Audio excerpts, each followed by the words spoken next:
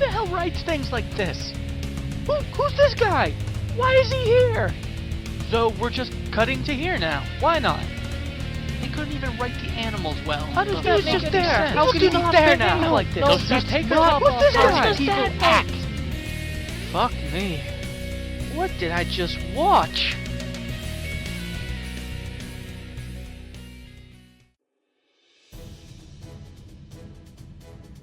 Underdogs, at its heart, has a charming story. It's about a father who worked hard to provide for his family, yet still finds enough time to invent a new type of heater that will pull them out of their lower middle class limbo. This poor man gets ass-plowed by his vindictive boss when he first gets rejected by the company he works for, only to be sued by said company when he goes to someone else to sell his patent. The result of the ensuing fallout will decide whether the family ends up living a new life of luxury or hoping their supply of dollar store raviolis will last another paycheck or two. I mean, that sounds like a decent underdog story, right? At the very least, it makes the movie's title perfectly apt. Sadly, this wasn't good enough for the filmmakers. They really wanted to make a football movie. When they chose a true story they wanted to adapt, and I'm using air quotes around the true story part so hard that I think 4 of my knuckles are starting to bleed, I bet the very thought that they'd have to Wikipedia something other than sports made their egos explode out their eyes. All of the problems with this movie can be summed up by this IMDb description. Set in rural Ohio, the birthplace of football, Underdogs is the story of a small-town high school football team destined to play their cross-town rival, a perennial powerhouse, while standing up for an entire community. Sounds good, right? But just like your meth-addicted cousin asking for money to pay for rent, it's full of lies. Rural Ohio? I've driven through rural Ohio, and yes, there's not a goddamn thing there. Yet this town has sections for the upper and middle classes, while still having a downtown area and several school districts. That's called suburbia. By this movie's pompous white bread definition of rural, Harlem's on par with the fucking Hamptons. Wouldn't that surprise the area's low-income residents? Next, birthplace of football? No. The rules for modern football were developed from English games like rugby around 1890 by Harvard and Yale, which were in Massachusetts and Connecticut. The first professional player was deemed so for being paid $500 to play, which is said to be the christening of football as a legitimate sport. He played for a Pennsylvania team in Pennsylvania against Yale. You know what you haven't heard during this little history lecture? Anything about fucking Ohio. That means that this movie must be about how they're destined to play their crosstown rivals, right? Again, no. This is a last-minute side story involving a ploy by a corrupt businessman to distract the town from how he was ass-fucking their economy. But the team stands up for the community, right? No. In fact, the community uses them. They are forced to become a symbol for the underdog instead of actually doing anything to earn it.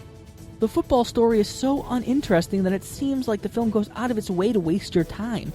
It's hard to figure out what exactly it's supposed to be. I already told you that it isn't about a cross-team rivalry because this doesn't happen until the end, and only because every other plotline went nowhere. So, does that make it a Romeo and Juliet-esque story? I mean, the only thing keeping the main two characters apart is absolute fuck all. They're together for most of the movie anyway, save for about 5 minutes of a bullshit shoehorned-in conflict. So it can't be that either. It's not even a story about underdogs.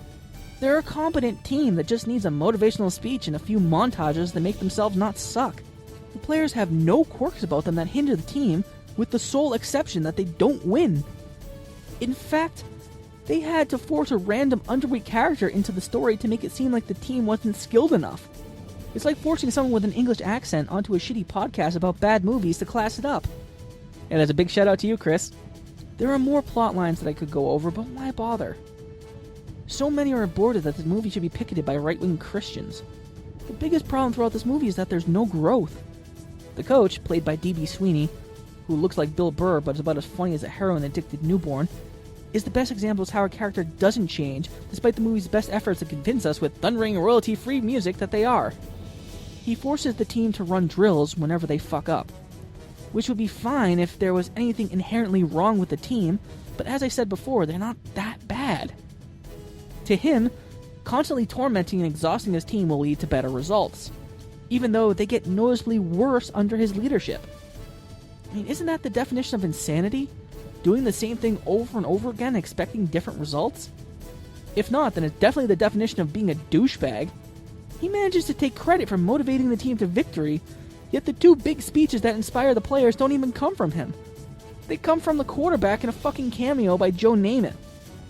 I mean, goddamn, his story arc even ends with him happily knocking up a bar skank. The lack of character growth could be excused if there was something worth paying attention to. Every conflict this movie offers is hand-waved within a scene or two, making any kind of tension impossible. Most of the time this is accomplished by the forced sportsmanship atmosphere the film carries. It's hard to describe what I'm trying to say, so let me paraphrase several key scenes that lead to prominent plot points or develop major character motivations. But sir, I don't know about this. I mean, this isn't what life is like for us anymore. Football! Well, that is a compelling argument. I'm in! This film unapologetically tries to introduce a new generation to the small-town style of sports movie. But the only small-town feel it managed to get across is its need for overprescribed Ritalin. Its story is everywhere. Its characters are bland, and its own pomp sticks out embarrassingly like a drunk bro's dick at a keg party.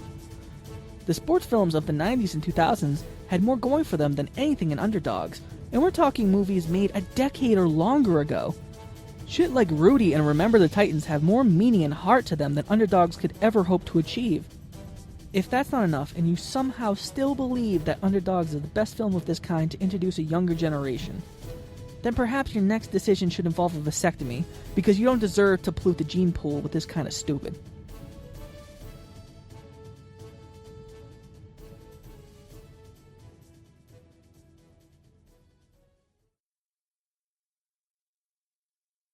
This article was written for the Slack-Jawed Punks. Read more articles or listen to their podcast at slackjawpunks.com. Email the show at wdijwpodcast@gmail.com, or follow me on Twitter at SomeJerkFB, or on Tumblr by looking up Some Jerk from Boston. Adios for now.